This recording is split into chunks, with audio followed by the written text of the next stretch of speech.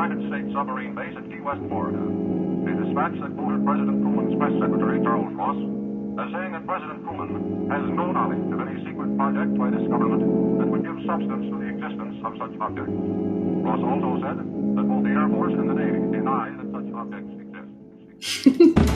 Okay, there was a point in the night where I come downstairs and shining like the North fucking Star are two half-naked little bodies on the couch. And I realized at that point that there was a point in time in my birthday party where you and I had both gone to sleep because you crashed at my house and I was coming to let the dog out. Between us falling asleep and me letting the dog out at 3 a.m, Oliver said, "Hey man, I'm gonna take off my clothes, but I'm gonna leave my underwear on." Yeah. And subsequently, there was another point where Ty said, "Hey man, I too am gonna take off my clothes down to my jimmies, and we're gonna fall asleep on this couch together." And I look at them, and they almost looked like a playing card reversed, where instead of the king sits like head opposite, it was like king touching. They were like an inverted playing card, where both their hairy little faces and their beautiful golden or brown hair shone in the light. I felt like fucking Pinocchio, and the green fairy was coming down to tell me I could finally be a real boy. Such was the imagery of them just laying head to head on the couch, half naked, falling asleep, playing old school in 64. What is so funny is that I too got up at 3 a.m. and I went downstairs with a bit of a fury to be like, "Mitchell, you have a tea time tomorrow, and you told me that we need to leave here by 7:30 in the morning." I was literally getting ready to be like, yeah. And then I walk downstairs, and I see coming down your stairs, you can see the living room, and I see no bodies, and I'm like, huh? Are they in the backyard pissing? So, would have been a really good guess, actually. That would have been in the top 5 of Family Feud for guessing. Yeah. Been in the backyard pissing. So I get off the stairs, walk closer, and then I see that they are, as you have described, laying head to head. But they're watching oh my God, what were they watching? They were watching like a 2000s comedy with Jim Carrey. I think it was just Liar Liar. No. I think it was Dumb and Dumber. You know what? In my heart, I want it to be Dumb and Dumber, so it should just be Dumb and Dumber. Don't hold me to it, but I think it was. And it just reminded me, it was interesting because it was the scene of a teenage sleepover with two grown men, two in their 30s men. And I was like, what? And then I just didn't even bother. I didn't want to wake them up. I just turned around and went back upstairs and went back to bed. Yep. I quietly let Puffin out. The thunder scared him. He immediately ran in, jumped on the couch on Ty's feet, and Ty went, "Meh." Yeah. And I think he woke up enough to see Puffin laying there. And I went, "Sorry." And I came upstairs. So I'm going to assume he fully woke up, realized that not only have they been seen, but now the dog's in on it. And I went back upstairs and I was like, "Puffin's staying down here with y'all now." And he was like, laid his head down and unbothered immediately went back to sleep. And so here is their friendship. I know they're hanging out right now. They're on a date. On a date. So I think, correct me if I'm wrong, but I think Oliver might be in the same boat. But Ty has that confidence of a 47-year-old father, where he doesn't care if you're having a sleepover with 10 of your best friends.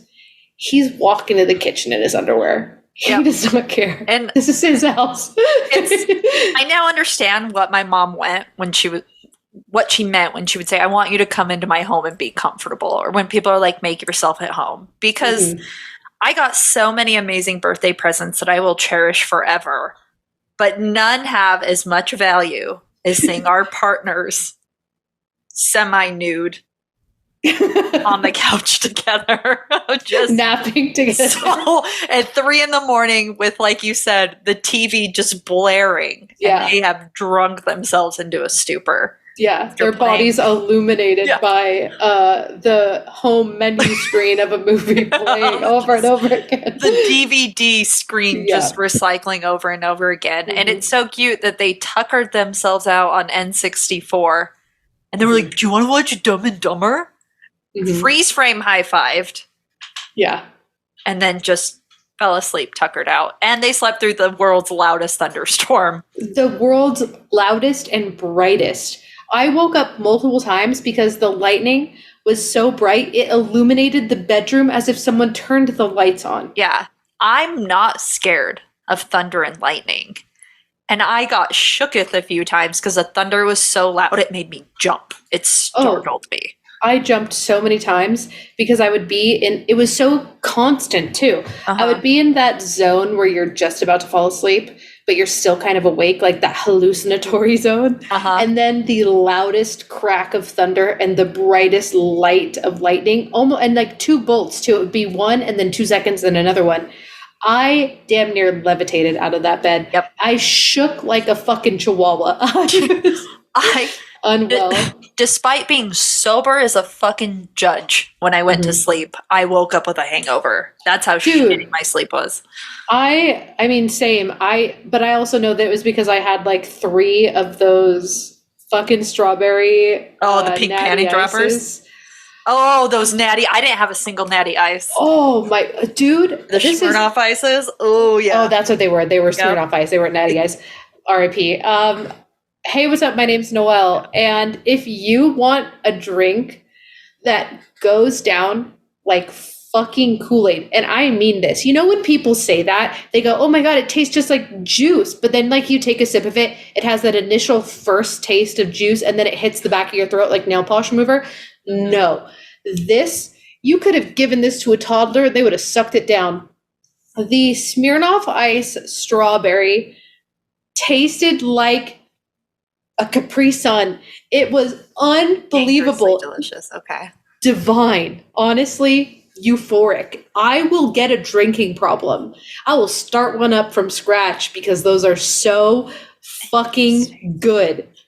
Like, I crave it now like I crave the fucking fruit juice from the supermarket. Like the Minute Maid fruit punch that comes in the red container that's 7,000 calories. Yeah. I crave it like that. Oh my God. Well, I have 2 left, so maybe I'll drink one with dinner when we're done recording. But I'm Chelsea, and I am a calendar year older and celebrate. And the only reason I bought those was not because I wanted to drink them, but they fit in with the party's theme, which was just pink. And I was like, pink.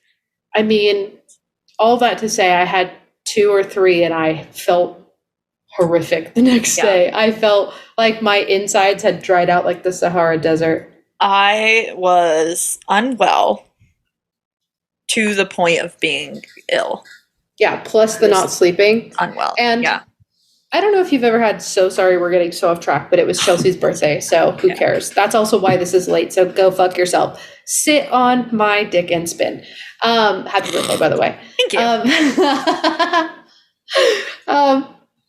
I forgot. What were you going to say? I got so distracted on being mad. You came in clutch with the birthday gifts of those thrifted Star Wars Episode 1 like tumblers. One has Jar Jar Binks on it, which I personally love. I can't wait to make that and integrate that into my full personality. And then the other one has Anakin and the pod racer. Yeah. And then a Darth Maul action figure and what are those called? The Jar Jar Binks like fluffy ball thing that you got. I don't even remember what those are called. It looks like a cat toy, but I also love Jar Jar Binks. Not ironically, I loved him from the jump. And a loyal asshole. So you are. Man, what a great birthday. Ty also came in clutch with the Joe Ingles jazz jersey. I got a Succulents Lego set, and I got the Witches of World War II graphic novel.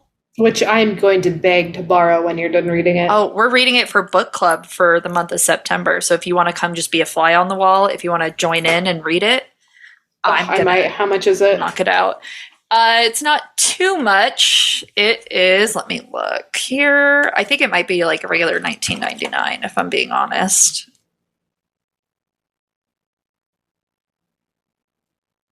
I don't know, but you'd get 6 issues and it's independent. I don't know. Well, I love that. Let me peel off this sticker. I hate it when people put stickers on graphic novels. I feel like that should be a crime. But I got it for my birthday, so I don't know. And there's a sticker over the price tag. $16.99. Fucking steal. I recommend everyone get it. I'll invite you all to my book club. If you want to, because we are not going to be recording for September. Oh yeah, I was gonna. Yeah, off. It's on Kindle for $7.99, which is great. Too bad I don't have a Kindle. But what was I gonna say? Oh yeah, about September. Yeah, we're gonna take September off and just prep for the con, and also just we deserve a little break. It's been so hard being so busy lately, and I've decided that we can't say that we're pro-union and pro-workers' rights and then give ourselves no breaks and overwork ourselves. So, but I think it's hypocritical. But I think we'll still probably do Patreons every now and then, because I just like Patreons to catch up with you and decompress, which I think will be 100%. Needed. Yeah, and we're going to need Patreon to... There can still be like mini Patreon episodes too. It's just like to make content for Maine, it's like at least 5 pages of research, but there could be like little mini Patreons where it's like 2 or 3 pages and we can still do it like a regular episode. We just can't commit the same time and research through September because I'm already stressed out and it's not...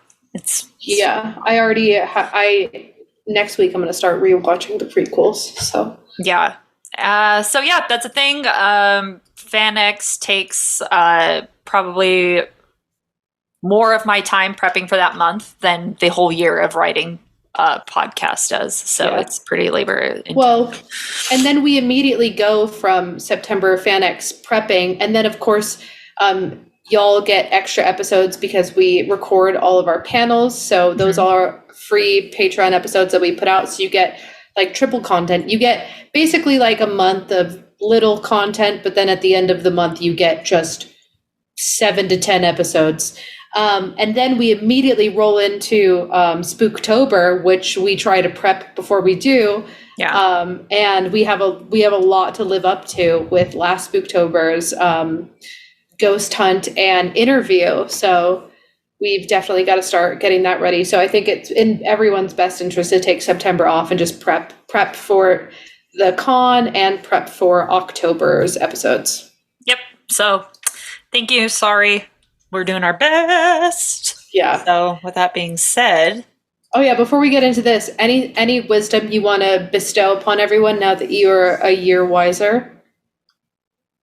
No, nothing? You didn't learn anything from this past year? Oh my God, what have I learned? I have learned that the second you're mildly inconvenienced over wedding plans, you go like this, and then you just have one in your kitchen. Yeah, that's what I've learned. Yeah, I think that, I learned that from you as well. I already knew that, we've talked about it in passing before and potentially even on here, the innate peace and love, no offense, like sexism of weddings, the origins of which it comes from, the whole giving away, it feels like a trade of property. And I always had battles with that. And sometimes I felt like maybe I was out of line or being, what's a derogatory word that like women are called, like a spinster. Yeah. I was like being like to that. But then you just like co-signed on all my thoughts of like, yeah, the moment this starts to feel like it's for everyone else and not for y'all, it's a fucking problem. So, and the relief I feel. Also, if you want to, you can buy a used wedding dress off of Mercari. Just look up MERCARI, which buying used anything. There's no hate in the game, and then you can sell it, and you can sell your dress back to Mercari, and you can forward or pass on the love. So that's what I've learned. Mostly this. Yeah, she's flipping off the camera again. Yeah. We are an audio only. We are, unless you fall out of the chair and then somehow we miraculously get video footage. Oh my god. The way that people beg for video when they just like don't even really know what they're asking. Like you think you want it, but you don't. Like we are literally disgusting. I would rather die. I would rather die. I have wanted to do video Patreon where we do the thing where you narrate a makeup tutorial, but I'm behind you with my. That's different. That's different, girl. But you were That's like, I different. get a good base going. You shut it down because you wanted to get a good base going, and that's when I knew we were this close to being sellouts.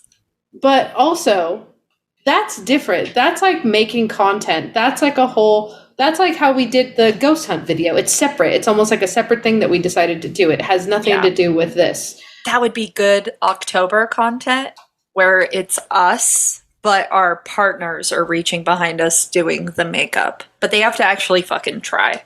Oh, I mean, do you want it to be horror makeup or just makeup? Oh my God, what if we did do horror makeup? Like, this is my tutorial for how to be a mummy or how to be a witch. Yeah, I think that would be fun. Okay, speaking of things that'll be fun, let's do the topic that you chose for your birthday as a present to yourself. Yes, as a present to myself. Pigs are my favorite animal, always have been, always probably fucking will be, not sure, but I'm going to make that prediction. I'd put money on that prediction. So we're talking about pigs today. And unfortunately, our smooth brains are likely going to forget all of the pronunciations we looked up when we tried to record this time. Oh my god. So, in the rugged highlands of Papua New Guinea. That's wrong. Papua. No, it's Papua. Papua. Fucking hell. Oh my god. And I already forgot how to, is it taper or tapir? Oh my god, you look up Papua, Taper, New Guinea. This feels like... Papua, no, you're right, Papua. What was the other one you said? New Guinea? Papua. It's Papua. No, you said something else second. That was crazy. But anyway. Papua? It's Papua. Okay. Taper. Okay, I'm looking up tapir, the animal. It's Papua. So I said it right the first time, and then I said it super fucking wrong. Yeah. Okay, so in the rugged highlands of Papua New Guinea, among the jagged terrains of the Wharton Range and Owen Stanley Range, legends circulate about a beast called the devil pig, also known as Noelle when she's on her period. What? Got him. This creature isn't a regular barnyard animal or the usual swine or javelina you might think of. While it does have cloven hooves like a regular pig would, it's better to think of it as more of a hybrid mix between a pig and a tapir. And now, Noelle, you can't say you've never seen one before because we looked one up the last time we tried to record this and got so rudely interrupted. I personally think they're cute. You found the most unflattering picture known to man, which conveniently pops up every time I open my Slack. The tapir is... a pig body with a micro elephant mouse face is what I would describe that as, because it almost has like the ears and the eyes of a mouse and then the trunk nose of a micro elephant. Yeah. And then it has scary human teeth. Yeah. It's like if an elephant bred with an anteater and they went in a really cold swimming pool. You know what I mean? Yeah. An uncircumcised elephant nose in a very cold pool. Yeah. I mean, like, they're cute in a scary nightmare way. I think they're cute. They're predominantly indigenous to South America, but there are some African ones, or I think like Eastern Asian ones, but predominantly South America. Do you want to know what's funny is after we tried to first record this and failed, immediately after, I had a TikTok pop up about like a tapir in a zoo in the United States, and it was talking about how they're very like nice. They're like super little nice little guys. They're like the capybaras of the Western Hemisphere. Very cute.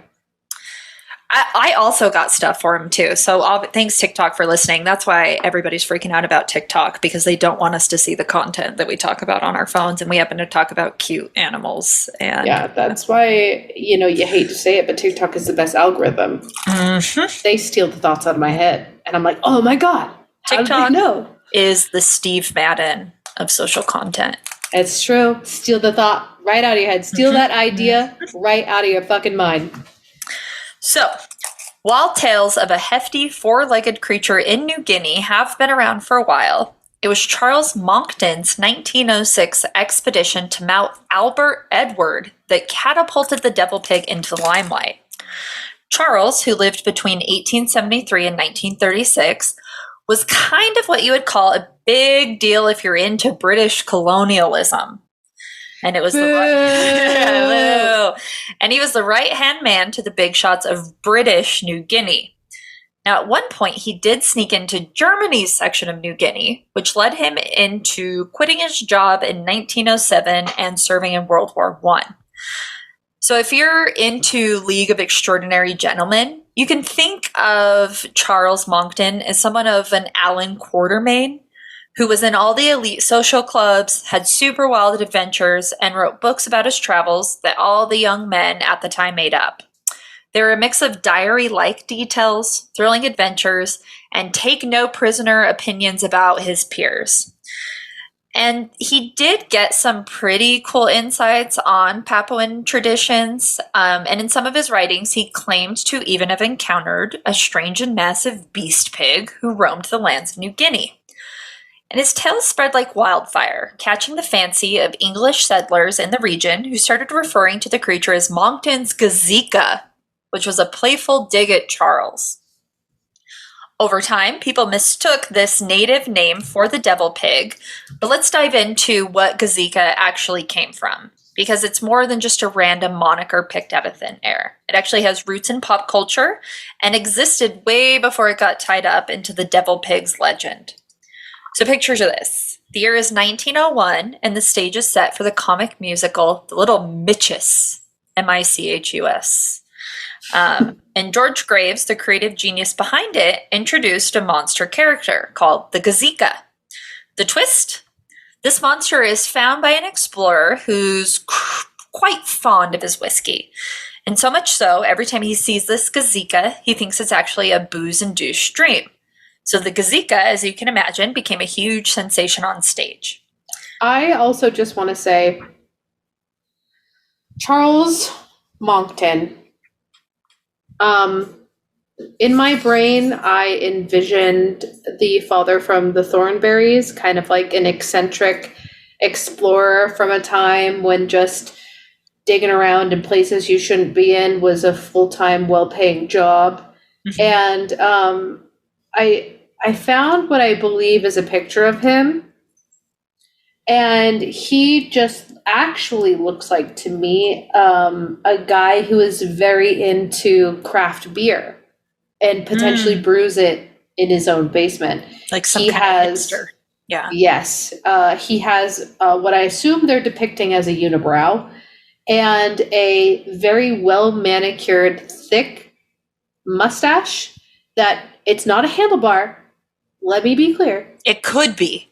But it's a literal handlebar in the sense of like a handlebar of a modernized bicycle that's just straight out a pole, like poles that you grab onto. It's like a mustache molded after the arms of Jesus in Brazil or whatever. You know what I mean? Where it's like arms are straight out. Yeah. It's a very Christian mustache. It is straight as an arrow. It could be a handlebar. You think that's a Christian mustache? I think that to me, that's the mustache of a man who commits war crimes. Actually, as I say, yeah. That is as Christian. Yeah. That is as Christian as it gets. That is the mustache of British colonialism. Yeah, that is. I kiss the ring of the Queen right there. That's a big colonial British. And then he can scoop up his tea set with his mustache. He for sure spins his little mustache points in his teacup with a little dollop of sugar. I know it. Yeah. Oh, 100%. I wanted to picture him as the the hunter who comes in from Jumanji. But yeah, he's not near. Who's also like kind of a Wild Thornberrys-esque type. But yeah, now he looks just way more boring. Which, you know what? We shouldn't give him too much credit. Also, the picture that I found of him is titled Charles Moncton, the trigger-happy colonialist. I found the exact same one, so I'm glad we're looking at the photos. You know, calling you a colonialist is evil enough. They're depicting your evil enough. Yeah. Adding trigger happy in front of it, you were a fucking demon. Yeah. You were a living demon. The great white ska of New Guinea. So let's fast forward a bit from this play becoming super popular, because as soon as Charles Moncton shared his tale of the devil pig from the terrains of New Guinea, British settlers playfully dubbed him the pig, the Moncton Gazika, which was a jab at old Charles. And it implied that the public saw him as somebody who essentially had too many drinks and spun too many tall tales. But it was pretty lucky for us that Moncton didn't take this nickname too lightly, and he did express his annoyance with these witty scribes more than once. But luckily, he was really interested in kind of proving his discoveries correct, and he didn't want people to be curbed by his nickname. So he was like, you know what? I'm going to set out and I'm going to make sure that y'all know that I'm not making this shit up. Also, we were very on the target with our assumptions of him, like being like a pretentious hipster who brews his own beer in his basement. Like, he was known as a liar, but like a liar who would like spin fairy tales and stories to seem interesting and cool. Yeah. Who was also like an alcoholic. And is that not the same thing? Hold on, let me tell my dogs to start barking. She doesn't have Oliver to yell at the dogs. Yeah, because he's on a date with your boyfriend right now. It's that. It's the Alan Quartermain, where the man himself is just a dude living in another country, hunting big game. And then he spins these tall tales that are really fun to read. I'm not going to fault him on his writings for being fun, but I am a character. I am the Indiana Jones of New Guinea. And this is why one time maybe he fell out of a raft and he stumbled into a settlement of indigenous people who live there. They made him eat a bug because he was starving to death and they sent him home. And then that somehow gets, I've survived the world's most terrible monsoon. And then I ran into cannibals. And then to get out, I had to eat my way through a cage made of bugs. Yeah. There's going to be truth in there. But I do want to give him credit. In his Monkston pig expeditions, he did find references to the devil pig, and he also backed it up with other people's discoveries of it. So he was pissed about this one. You know what he reminds me of? It's like the trope of and I hate to bring up Harry Potter because I hate J.K. Rowling, but it's the only one that's coming to mind. But it's like the Professor Lockhart. It's exactly like he is this persona, this caricature, this essentially liar but great writer, a great storyteller, who makes up like fan fiction about himself. And people buy into it and believe it, and some of them don't. And then when he's like put on the spot or becomes a professor against the dark arts, he fucking flops and flounders because he's none of that. He's like a fake. Yeah, he's definitely the boy who cried wolf with adventures, because then he finally stumbles across something that has genuine weight to it, where it can actually hold up. And it's already, at this point, he's already become a character. So we're not shit talking him to discredit the devil pig, but it's like, dude, you fucked yourself because you probably stumbled onto something fantastic and amazing, and you were so pompous and annoying that your own no one wanted to believe you reputation got in the way of it. Yeah, you're a dickhead. Your reputation preceded you in a way where you were just a pompous ass. Oh, God, a tale as old as time. Tale as old as time. So let's go into some of the sightings that he gathered and can be verified. So, in the Goldie expedition of 1878, There was an intrepid explorer named Andrew Goldie, which I think is kind of cute. Goldie is a cute last name. Goldie's a cute name in general. Yeah. Ventured deep into the heart of British New Guinea, armed with little more than unwavering curiosity. And this mystery began when Goldie stumbled upon large, perplexing tracks that confounded logic itself. Reminiscent of a horse hooves clad in iron shoes, these mysterious prints bore the additional enigma of 4 distinct No, enema. It was an enema. Just poo everywhere. Adjacent to these tracks lay an even more intriguing sight. A detailed impression in the sand as if a massive creature had decided to recline there. Goldie's memoirs, released to the public as late as 2012, deepened the mystery by revealing that eerie, undefined rustlings, akin to the movements of a gargantuan animal, had filled the previous night's air. So this is kind of where the smoke is, right? This is the first thing that Monkston could stumble upon that kind of helped verify that there was something in the area that other people have referenced. Also, especially hooved animals. Anytime I camp, which has been twice. Just Noelle's giant fucking hooves with gangly yet stumpy toes at the same time, walking 5 feet before her sudden onset of asthma just causes her to fall down, lay down, and then she wakes up, stumbles around in the darkness, and scares the British colonialists. It's actually 100% accurate as a 5'3", 5'4", on a good day woman with a size 9 foot who has random onset asthma. Just huffing around. Man, what a vision. Honestly, living your best life. You were the real cryptid all along, and the cryptid was just being tired and maybe lost. Yep. So, the MacGregor quest of 1897. So nearly 2 decades later, in 1897, Sir William MacGregor and his team trekked across the Owen Stanley Range, and they too were fated to come across some bizarre phenomena.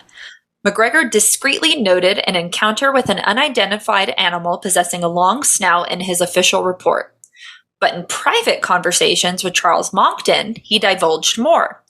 MacGregor spoke of inexplicable animal tracks located at a dizzying altitude of 9,000 feet atop Mount Knutsford. Guys, pause for giggles. We've recorded this twice, but I am going to pause for giggles. No, we didn't get to Knutsford. We got to Knutsford because then we looked up how high the altitude is of Salt Lake City, and it's about 4,500. Oh, we did. Well, it's 4,300, and you were like, that's half. And I was like, almost half. And then I was like, dummy. And then we moved on, but then we both agreed that Knutsford is a funny name. More than half is basically half when it comes to altitude. So how about you get correct? It's true. So Captain Anthony Musgrave, part of the same expedition, added another layer to the tale. Near the border of a swamp, also at around 9,000 feet, he found the tracks of an animal so large that it left footprints measuring 4 by 4.5 inches. It's not that big. Not that big. But big enough if you know how to use it. Local villagers spoke of a devil pig, and later on, that same expedition produced accounts of a colossal beast dashing through their camp at Mount Victoria, leaving them in awe and wonder.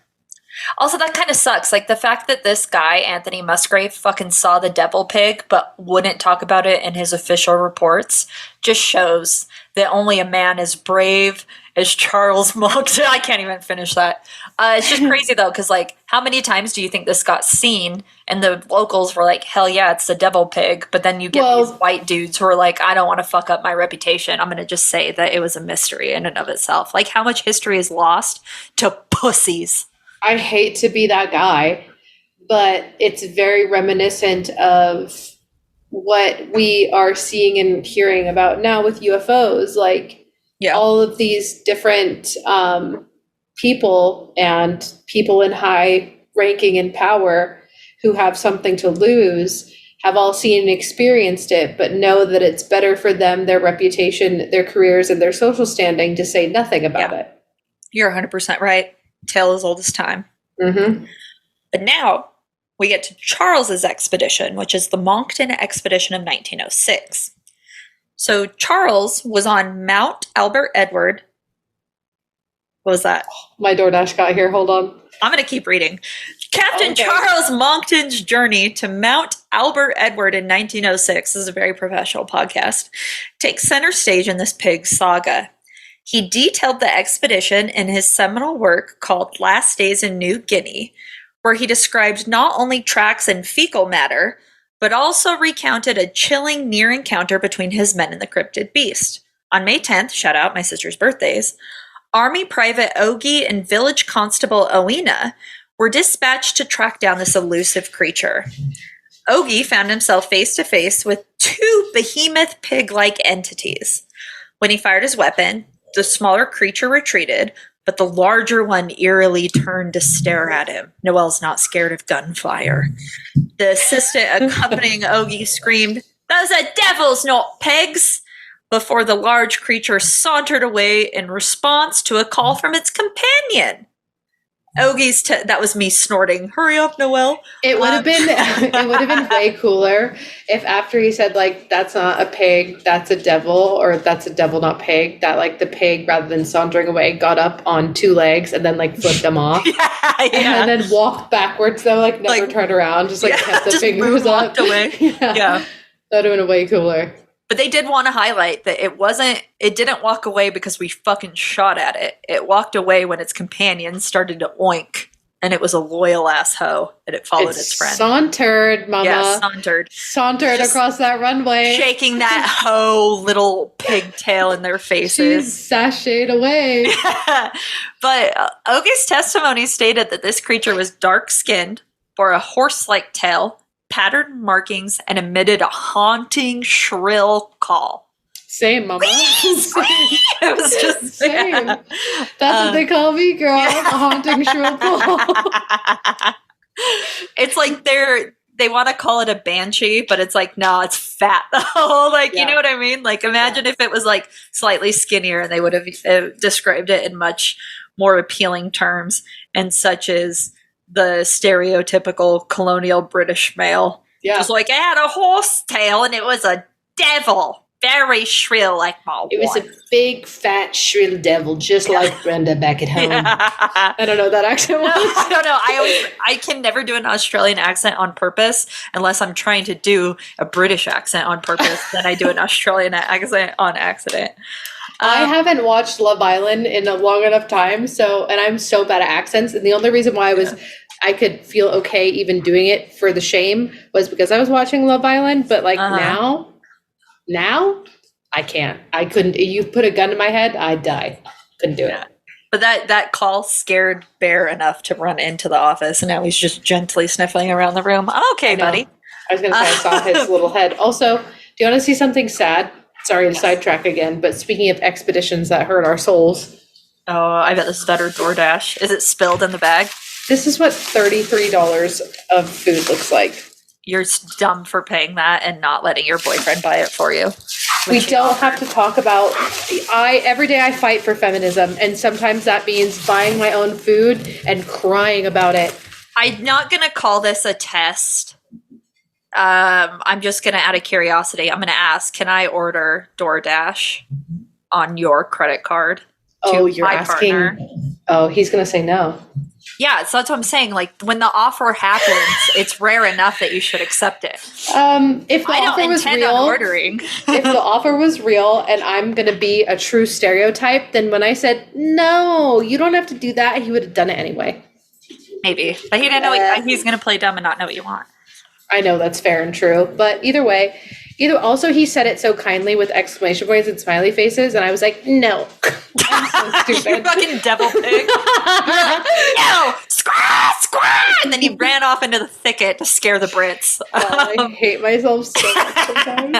So stupid. The Lorentz expeditions of 1907 to 1910. This guy's name is cool. Hendrikus Lorentz. Actually, it's Hendrikus Lawrence, but then it's also known as Lorentz, and you're like, what the fuck are you saying? One of them is just Lawrence. But I would also go by Lawrence. Yeah, it's just Lawrence, regular name, but he wants it to be Lorentz, which is Lorentz. Led expeditions into Dutch New Guinea between 1907 and 1910. Reports claim that during one such adventure, Lorentz himself witnessed an astonishing beast. A large animal with a taper-like snout, striped in black and white. Later accounts reiterated the bizarre nature of the creature, adding that it bore a visage like the devil. If I could describe you, it'd be a devil-like visage. Thank you so much. You're welcome. I wouldn't ever say anything bad about you. I would say that with love. It would be a term of endearment. Yeah. Yeah. That's the only way I would interpret it. Mm-hmm. And then in 1936, there was the Karstens Odyssey, where Anton Collagen led the 1936 expedition. Anton Collagen, mama? Yeah, led an expedition in Dutch New Guinea again. And there, amidst the snow-capped peaks, the mountaineers discovered tracks eerily similar to those found by McGregor's expedition. But to add to this mystery, snuffling sounds broke the silent night, coming just from outside their tents. And though they never saw the creature, its ethereal presence seemed to mock them from the shadows. Too many people experience things camping.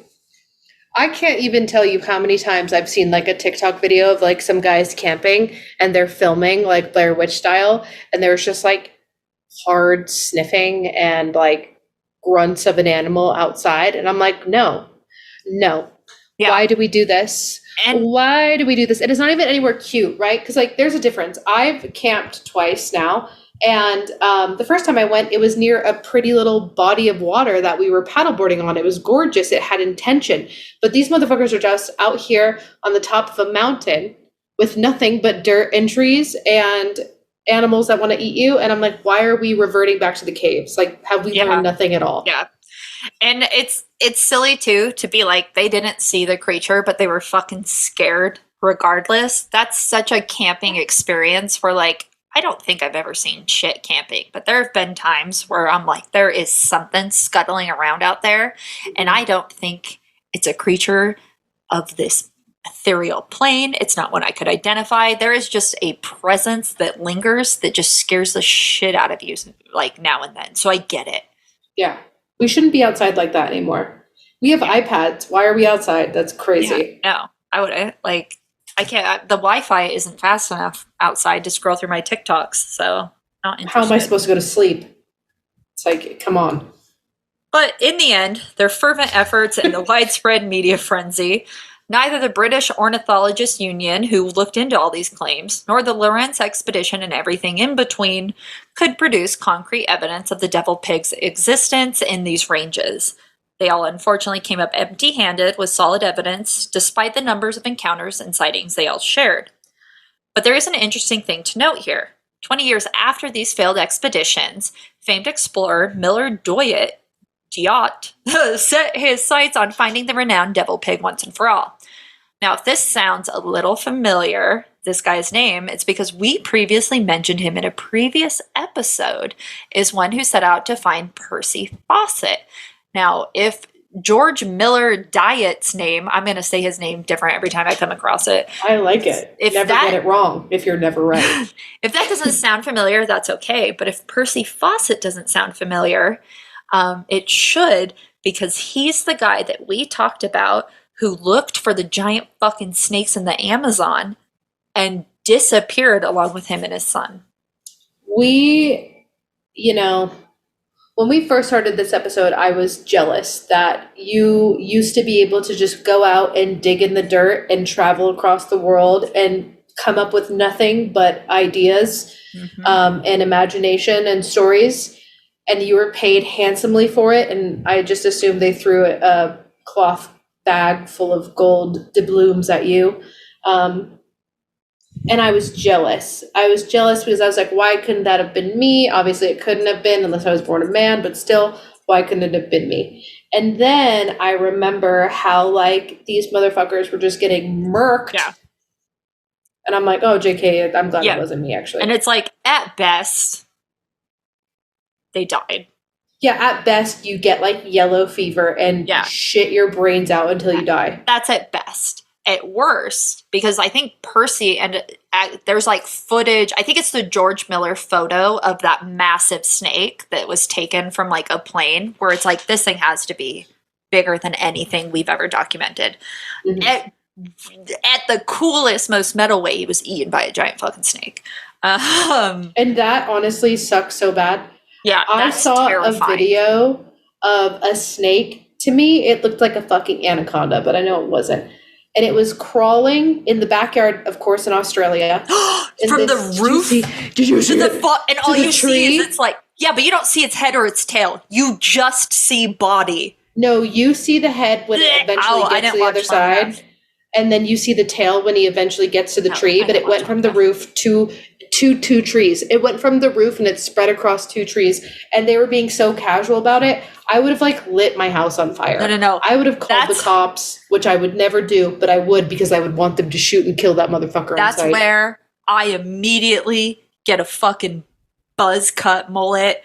I tear off my shirt to reveal an American flag shirt. My leggings go from like black and comfy to cut off jorts, and I just start shooting fucking up in the sky. I produce guns from my bare arms, and I'm just people are gonna die. The way that I become, these colors don't run in that moment. When there's a snake that is big enough, that snake could have eaten a person easily. And they were being so fucking casual about it. And I was like, this is insane, actually. This is, I hate this country. But then I see videos like that of Australia, or like fucking giant spiders the size of my head crawling out of toilets in Australia. And I go, home of the free. You know what I mean? I say, home of the free, mama. This is where I reside. I have pride in this country. God bless America. God save our troops. Red, white, and blue. You can't take away my guns. I feel you. It's the toxic nationality patriotism that just comes over me, where I open my mouth and a fucking eagle caw comes out, and I'm just like, and then behind me there's just fireworks and pollution. A diesel truck drives by and its exhaust shoots out black everywhere, and I'm like, hell yeah. I feel you on that. That was my visceral reaction to that video. Because we saw a snake at my birthday party, and it was the size of my pinky. Cute and as a I button. froze. I went, there's a snake! And then, it slithered at me a little bit, and I wasn't. It had a pattern. A pattern, and I was like, that means scary, girl. The evolution of me is coming out. It's saying, get the fuck away. Like, there was a grandmother within my maternal lineage who was attacked by a snake in the caves, and I remember that in my blood. Yeah. So. Yeah, I'll never forget it, honestly. It haunts me in my dreams. But anyway. Within the stories of the devil pig, some pretty intriguing things surface. So bear with me. I don't want to say I get lost in the sauce here, but things do get a tad intricate. Because when I was diving deep into the mysteries of the devil pig, I started to come across interactions that the pygmy tribes of New Guinea had with said devil pig. But here's where it gets fascinating and a little confusing, because there is a web of stories worldwide where these diminutive beings and pigs become intriguingly intersected. And when I say diminutive, I mean little people and pigs hand in hand. So let's go into some notable examples. So we have the leprechauns of Ireland. So in the misty realms of Ireland, leprechauns, pint-sized leprechauns, those are Republican leprechauns, weave their magic. And but instead of stealing your gold, they take your birth control pills. While their tails often revolve around gold. Maybe a merch idea for the future. While their tails often revolve around gold, they also don't shy away from a bit of fun with animals, especially the cherished and domesticated pig. Because in Celtic lore, pigs were more than just farm animals. They're also symbols of bounty and prosperity. So oftentimes you would get tales of cheeky leprechauns whisking away farmers' pigs, all for playful jest. It's a fucking cheeky leprechaun, mate. Next, let's talk about the duendes, which it comes from the Philippines and Latin America. So across the shimmery shores of the Philippines, and we've talked about duendes before, I believe, to the ancient heartlands of Latin America, the duendes hold court. Mysterious forest guardians, their tales often entangle with creatures of the wild, but often they include the ever-present domesticated pig. So often so that if a pig suddenly vanishes or there's curious antics with these farm animals, it will culturally and commonly be blamed on the mischievous duendes. Next, we're going to come to the Namaragar, which is Native American, which spreads across. So when we spread across the expansive canvas of Native American lore, the Namaragar emerge, fierce and formidable despite their tiny size. And while their myths with poison arrows is widely acknowledged, it is more often so that they are described as pig-like, especially in their faces. So now creatures that seem to be a blend of human and pig once sound like pure myth, but there have been discoveries, even as recently as 1932, that challenge this perspective, most notably the unearthing of the San Pedro Mountains mummy. So, located 60 miles south of Casper, Wyoming, this tiny little mummy standing at 14 inches or seated at 6.5 inches, initially had a lot of skeptics crying hoax. But scientifically, I'm having a stroke. But scientific probes by the prestigious American Museum of Natural History and authentication by Harvard's anthropology department paint a different picture. The mummy, astonishingly, seemed to be of an adult age around 65 years. It had a fractured spine, shattered collarbone, and crushed skull, which hinted at a violent end. But bizarrely, it flaunted a full set of sharply pointed canine teeth. But subsequently, a study by the University of Wyoming revealed a twist. The body was that of an infant whose unique cranial malformation resembled a mini adult. But another similar mummy studied in the 1990s told a similar story, with its DNA linking to Native Americans around 1700. These intertwining tales of small tribes of diminutive-sized beings like the Namaragar of North America and the Pygmies of New Guinea with elusive pig entities is indeed a fascinating subject. It seems that across vast expanses of land and culture, certain themes like that of little people and pigs emerge repeatedly in the annals of folklore. But why? I know you're asking. Pigs have held significant roles in numerous cultures, often symbolizing fertility, wealth, or abundance. These creatures often are of the earth, they root in soil, and in many ways represent the primal, wild aspects of land. In contrast, the little people, whether Namaragar or Pygmies, often inhabit the fringes of the known world, the liminal spaces between what we would say is civilization, colonialism versus wilderness. Can I also say, have you looked up the picture of the San Pedro Mountain mummy? Yes. Nothing could have prepared me for actually how small it is. There's a picture of a guy with the WyomingHistory.org holding it in the same type of glass dome and display specimen that you see people showcasing like mummified bats. No, dude, it's like the exact specimen is which the Beast kept the fucking rose in Beauty and the Beast. Yeah, or that. Same deal.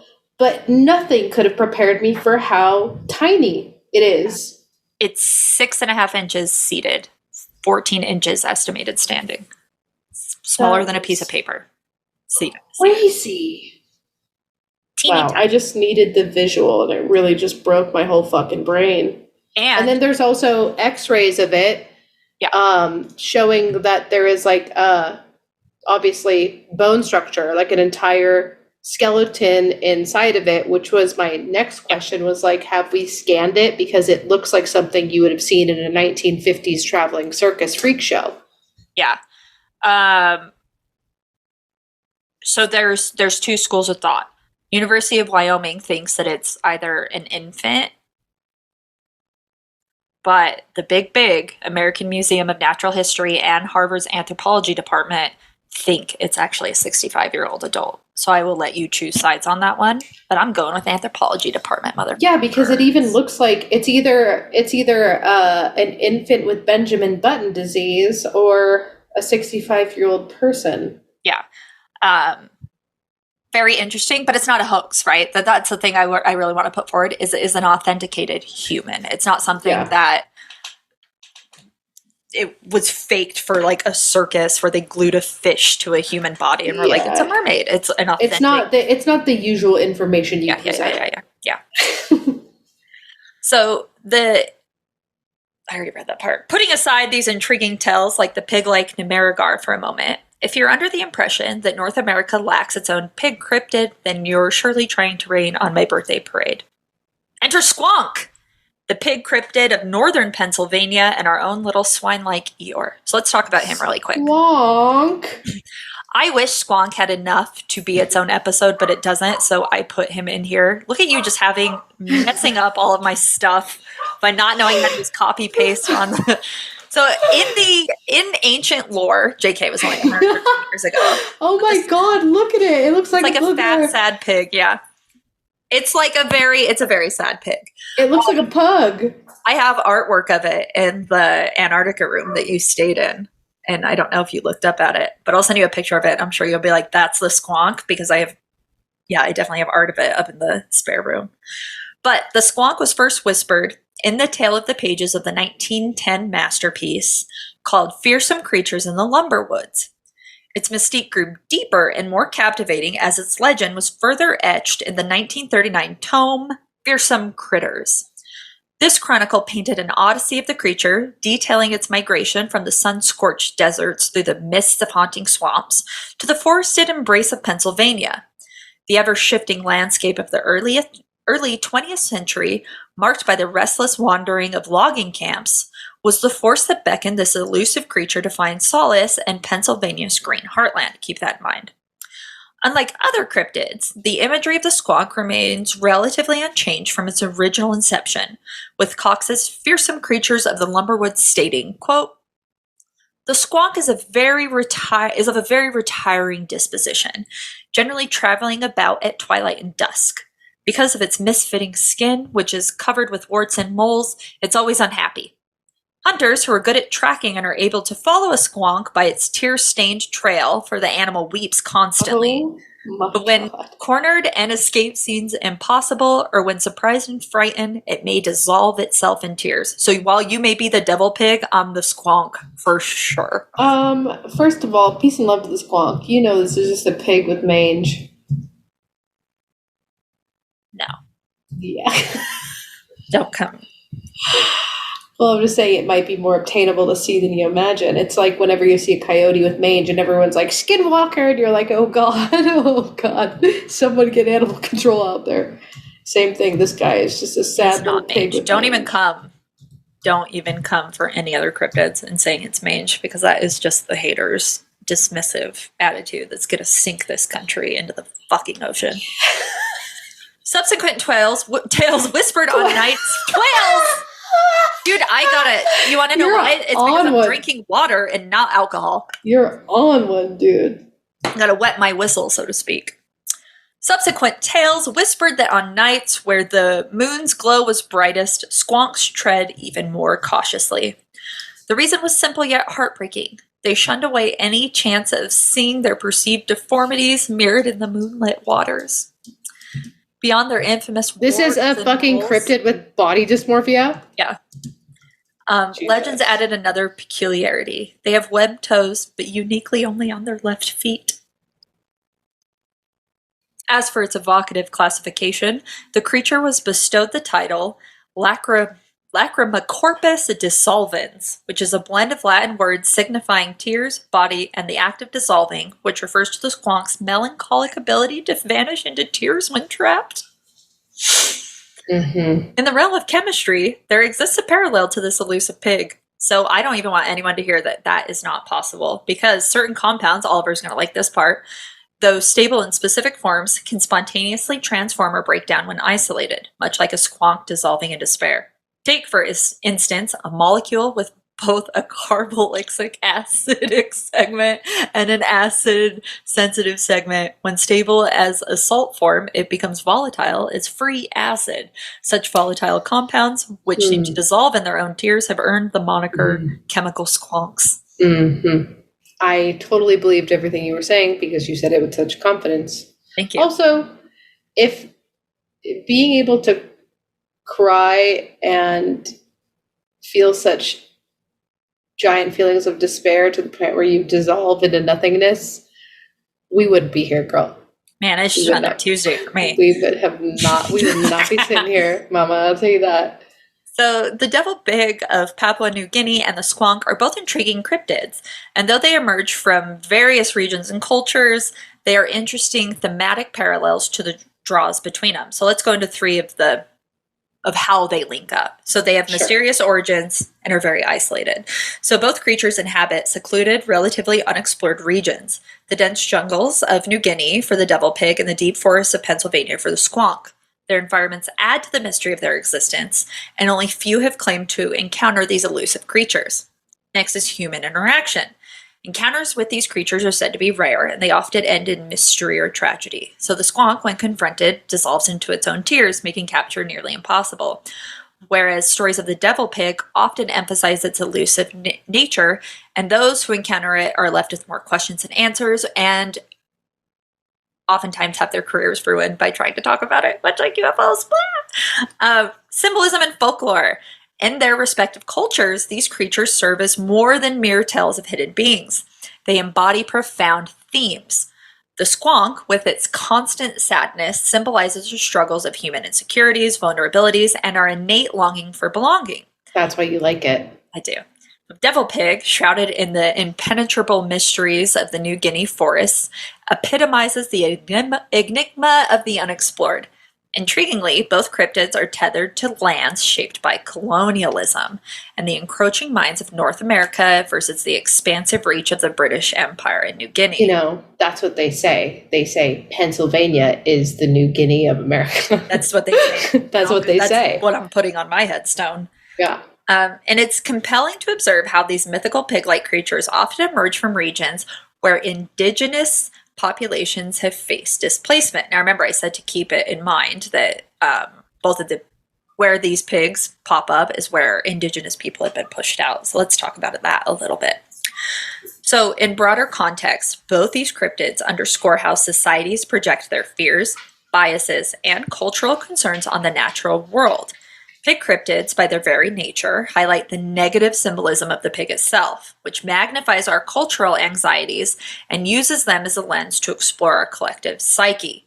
Yeah, I was going to say, like, pigs to me in pop culture always symbolize, like, negative, right? We call cops pigs. Mm-hmm. We say you're like a greedy pig. We say like you're a gluttonous pig. We also see pigs represented in horror. You know what I mean? I think of like the characters from Saw, like the pig head. It's innately negative. It's scary. Yeah. Things like gluttony, greed, ignorance, excess, and stupidity. Like the other things, like the negative connotations of like cops or like eat like a pig. Like there's a lot of stuff tied into it. Can no doubt lead to something akin to the creation of a tulpa, where instead of like-minded thoughts creating an entity, the destruction and independence of culture lead to cryptic pigs popping up in the woods where indigenous people once roamed and nature thrived. Wow, this being a tulpa is just blowing my mind right now. So regardless, in the dance of science and myth, the devil pig of New Guinea stands at a crossroads, waiting for its true identity to be revealed. Doesn't that blow your mind, though? That blew my fucking mind, where like places where pig cryptids pop up are places where indigenous people have fucking been pushed out. Yeah, you have Ireland. Violent colonialism happened. Ireland has violent colonialism. New Guinea, violent colonialism. Pennsylvania almost had violent colonialism, but these colors don't run. Push them the fuck out. But I would say, like, then we in turn violently, the colonialism was in the house with us the whole time because we really called it in with what we did to Native Americans and indigenous people in this country. Yeah, I was going to say, like, what indigenous tribes were in Pennsylvania that were, colonized out of existence and onto reservations. Like, it's same thing, different font. Yeah, let's actually see which indigenous tribes are from Pennsylvania. We have the Lenape or Delaware tribe and the Susquehannock tribe. I'm so sorry. If I had enough time to prepare, I would have said those prepared. But Shawnee, that's something that I've actually heard before. And the Nanticoke Indians, tons of Native Americans were in Pennsylvania. Also, where did the Pilgrims land? Was Not that in Pennsylvania? We're fucking dumb. Didn't they land in New England? Is Pennsylvania not in New England? Girl.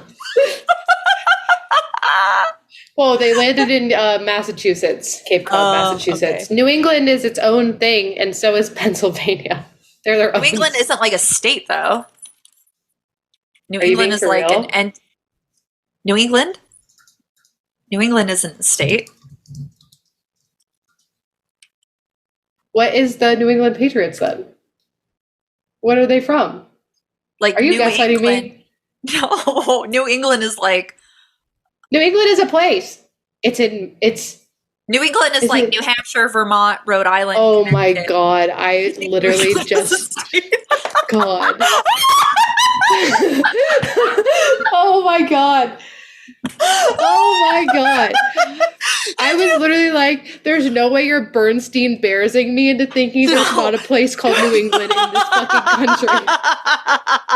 Oh my God. That's it. That's fucking embarrassing, bro. Oh my God. But Yeah. it makes me feel better. Pennsylvania is actually a mid-Atlantic state, so we're both wrong today. Wow. Even the dogs are laughing at you. Can you hear? Wow. I can't believe you thought New England was a state. I at least thought it was a place. Like there's a city called I'm sure are there any, let's look it up. Are there any cities called New England? City. Like I was like, they landed in New England, Mama. That's why they called it New England. There's a place called New England in Sierra Leone. And there's That's also not a place where they called landed. That's also one called New England in Jamaica. A city called New England. And you know what, Noelle? When you don't know that New England isn't a state, it might as well be in Jamaica. So There is literally, wow, oh my God. It's like, what's even the point? I don't know. This is why we need to take a break. Despite all of the reading that we do, we have gotten so dumb. Dude, I know. That you almost gaslit me into thinking. I thought you were like, gaslighting me. You reverse gaslit me when you were like, it's a state, and I was like, I've never felt more dumb. I literally just typed in what state do the Patriots play in, and it says New England. I'm not. It is New England Patriots, but they're lying to you. But I specifically said, what state do the Patriots play in? Because I was like, do they just like reference that state as New England? And it says, it literally, Google it. What state do the Patriots play in? And it says New England, Mama. I believe they're Massachusetts. It's Massachusetts. It's Massachusetts. But oh my God. See, I'm being gaslit at every turn. How am I supposed to know? Dude, fucking Tom Brady's out here making us dumber every day. Thank God he retired from New England. Is he retired now? I have no idea. Anyway. That really hurt my brain. That gave me heartburn. It was so hard for me to slam my fucking two brain cells together and be like, you're lying to me, New England's real. But you know what? I don't want you to feel so dumb because I was like, oh my God, is it real when you said it? I was like, Noelle's not a stupid person. There's no way she would be wrong about something so simple. New England doesn't even exist. Like, it doesn't even exist. It's what they call a region of a collective of states. That is crazy. That's like you thinking crazy. The Southwest. It's like you thinking the Southwest is a state. Oh my God. But they don't have the Southwest Patriots. No, they don't. It makes no sense. If I am basing my knowledge of geography off of the NFL, I have been led astray. That's the most fucking, you know what? That's the most American thing you've ever said. If you would have said that That's why they call them the Patriots, Mama. Yeah. If you would have told that Australian snake, like I would have been shooting at it like an asshole, but you would have come up and been like, I learned geography from the NFL. That snake would have exploded on patriotism and Americanism. Oh my fucking God. Oh my God. I'm going to look at a map of the United States for a while. I know. I'm going to get you a fucking globe for your birthday. God. Oh man. But anyway, speaking of things that hurt my brain, you can unhurt your brain by going to the link tree in all of our bios. Yeah. You just want to raw dog how dumb we are without editing? If you know that you need to help pay us to survive because we have no fucking brain cells left, you can go to the link in our bios. I'm at Noelle Faye, that's at Sith Lord. We are at Go to Hell Podcast, and you can click the link to our Patreon. $1 gets you in. Literally $1 mama. $1. You can do it. I can do it. You should do it, especially because we're going to be taking the month of September off. As you clearly heard in this episode, it is much needed, but we will be putting out Patreon content, so jump over there. You can also find a link to our merch. 100% of proceeds are donated if you plan on going to FanX and maybe specifically support us on Thursday at 4:00 with our Defense of the Prequels panel. I would love to see you wearing some of our Gina, what the fuck is her last name again? It doesn't matter. Anti-Gina. Gina. Yeah, anti-Gina. What about stupid bitch, whatever her name is? I will say, interjecting real quick, I did order my shirt and it's arriving September 12th. I ordered mine last week. So if you do want to wear it for FanX, I would say try to order this week about if you want to. Or we'll just send you the art and you can get it printed on a shirt yourself. I don't care. Yeah, do it. Gina Carano, that's her fucking stupid name. You can get that. You can also find a link to Kelly Holloran or at Wildwood Owl on Etsy. She makes cool shit for us and she makes cool shit in general, so check her out. You can also find a link to our Discord server, and I'm not even going to plug Facebook because who uses that anymore? And we also have links to listen to us, but we are heard anywhere podcasts exist and stream. We're on everything. Very nice. Very good. I'm going to go ahead and give a hail. God, I just feel like my brain is soup. I feel like I've been lied to. I feel like I have no idea what's going on. I feel like I'm going to have to write a letter to the NFL. So for those reasons, I would like to give a hail to potentially maybe like updated public education systems, because that I blame them for that. Look what they made me do. I also heard your own dummy dumb. I literally am allergic to being this stupid. And on the GOP debate, because I hate myself, every single candidate said that their main goal and priority is defunding the Department of Education and breaking the backs of teachers' unions. And if you could take anything from it, take that we need to fund education. Yeah, we are the poster children of why education needs to be funded. This is what happens when public school is defunded. So I'm going to go ahead and give a hail to education and funding public schools. I am going to say hail Pangea. I never would have done Noelle dirty like this. It all could have just been one giant landmass. Thank you so much. And I would also like to say hail Satan, because he probably is the one who made New England a term and an NFL team that has confused me into oblivion. So I'll give that a hail as well. All right. Bye. Bye.